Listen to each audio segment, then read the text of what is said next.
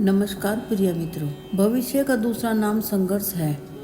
अगर हृदय में इच्छाएं होती हैं और वो पूरी नहीं होती तो हृदय भविष्य की योजना बनाता है।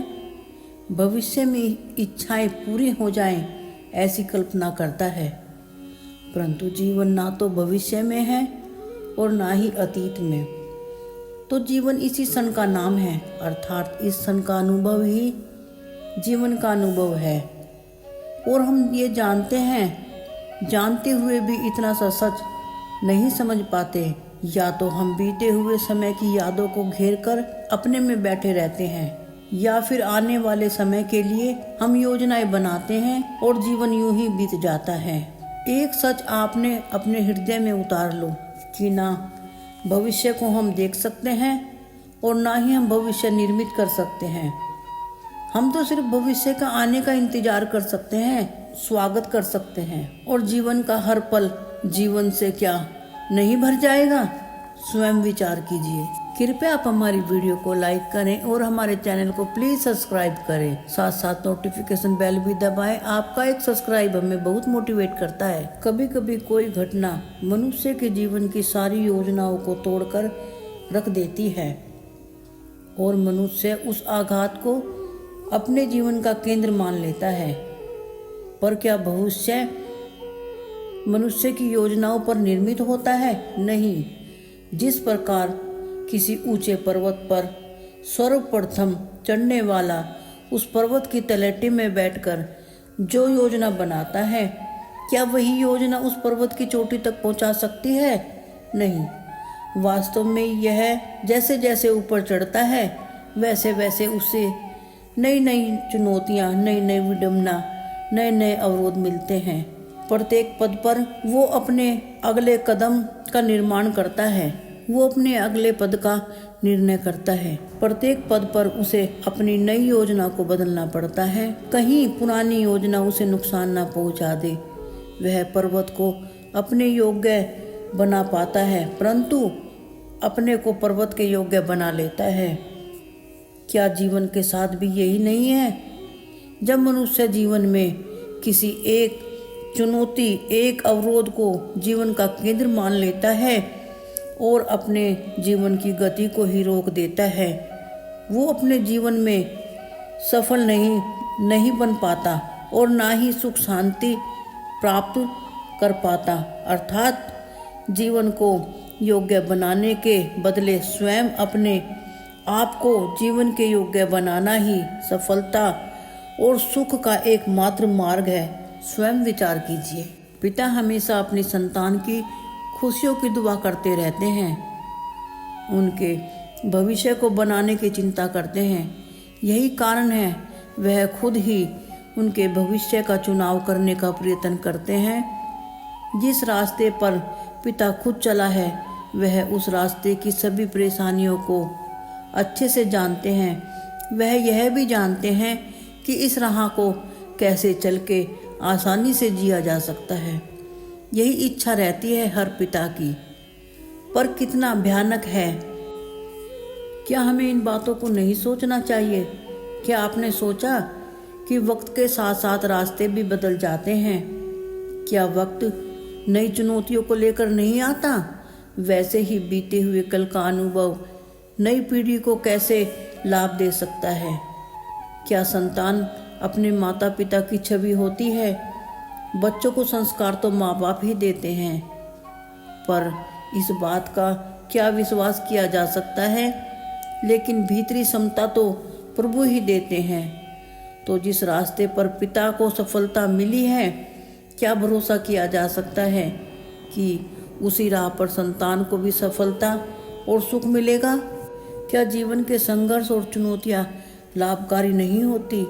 क्या प्रत्येक नए प्रश्न नए उत्तर का दरवाज़ा नहीं खोलता?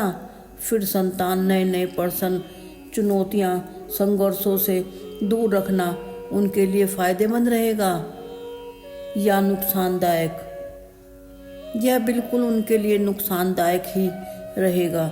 जिस प्रकार संतान के भविष्य के निर्माण के बदले उनके चरित्र का निर्माण करना सही है, वैसे ही संतानों के जीवन का मार्ग निश्चित करने के बदले उन्हें नए नए संघर्ष से लड़ने के लिए मनोबल व ज्ञान देना उनके लिए अधिक फायदेमंद नहीं रहेगा?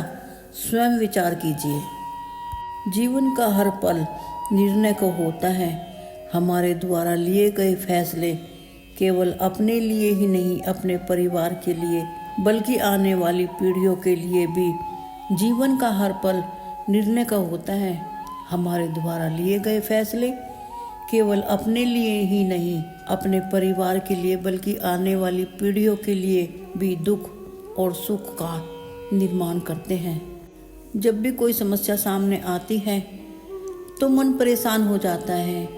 फिर अपने मन को शांत करने के लिए कोई फैसला करते हैं। क्या कोई दौड़ते दौड़ते खाना खा सकता है?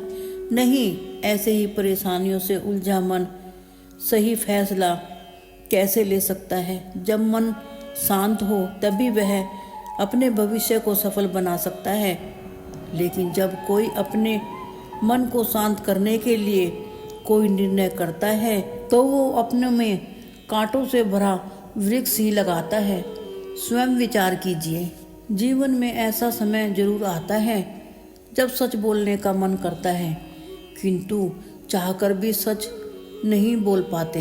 मन में डर लगा रहता है, अगर आपने अपने आप से गलती हो जाए। और बोलना क्या सच है? नहीं, ये बात तो केवल तथ्य है। लेकिन जो घटित हुआ उसके बारे में बोलते हुए डर लगता है। मन में अपने अनेकों तरह के विचार आते हैं। अगर हमने कुछ अपने बारे में बता दिया, उससे सामने वाले को दुख हुआ तो क्या होगा?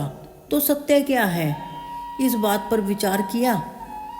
जब डर लगता है, डरते हुए भी सच बोलता है, वही सत्य होता है। सच में सत्य और कुछ भी नहीं, निर्भयता का दूसरा नाम है। और निर्भयता होने का कोई वक्त नहीं होता, क्योंकि निर्भयता आत्मा का स्वभाव है। अर्थात हर पल सच बोलने का मन नहीं करता। स्वयं विचार कीजिए। व्यक्ति के जीवन में समस्याएं आती हैं और कभी वो हल नहीं कर पाता तो उसे अपने मन पर विश्वास ही नहीं होता। फिर वह अपनी अच्छाइयों को छोड़कर बुराइयों को अपनाता है। फिर व्यक्ति के जीवन में दुर्बलता जन्म ले लेती है। जब उसके मन में आत्मविश्वास नहीं होता, जब आत्मविश्वास होता है तब वह अच्छाइयों को अपनाता है। पर यह आत्मविश्वास है क्या? जब व्यक्ति अपने मन से मानने लग जाता है कि जीवन में लड़ते लड़ते वह हार गया, तो उसे अपने पर विश्वास नहीं होता, अपने को कमज़ोर समझने लगता है, संघर्ष को छोड़कर जाने लगता है। संघर्ष से लड़ने के बजाय संघर्ष से बचने के उपाय ढूंढने लगता है। अगर वो ये समझे कि संघर्ष ही उसे अधिक शक्तिशाली बना देंगे।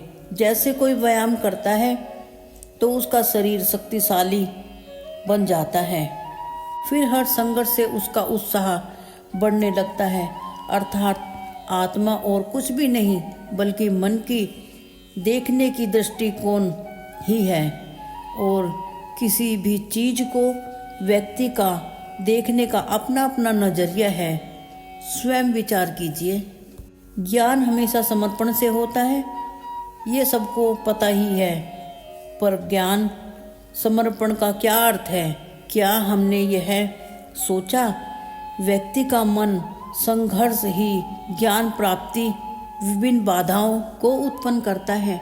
न जाने कैसे कैसे विचार मन को भटकाते हैं और मन की इसी अयोग्य स्थिति के कारण हम ज्ञान नहीं प्राप्त कर सकते। मन की योग्य स्थिति केवल ज्ञान से बनती है। समर्पण व्यक्ति के अहंकार का विनाश करता है।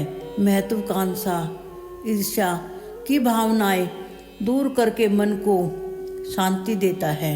वास्तव में ना ज्ञान की कोई मर्यादा है और ना ही ज्ञानियों की, अर्थात वसूलों के प्रति हमारा समर्पण क्या यही सच नहीं है? स्वयं विचार कीजिए। फिर मिलेंगे दोस्तों अगली वीडियो के साथ। तब तक आप अपना और अपनों का ख्याल रखिए, मुस्कुराते रहिए। धन्यवाद।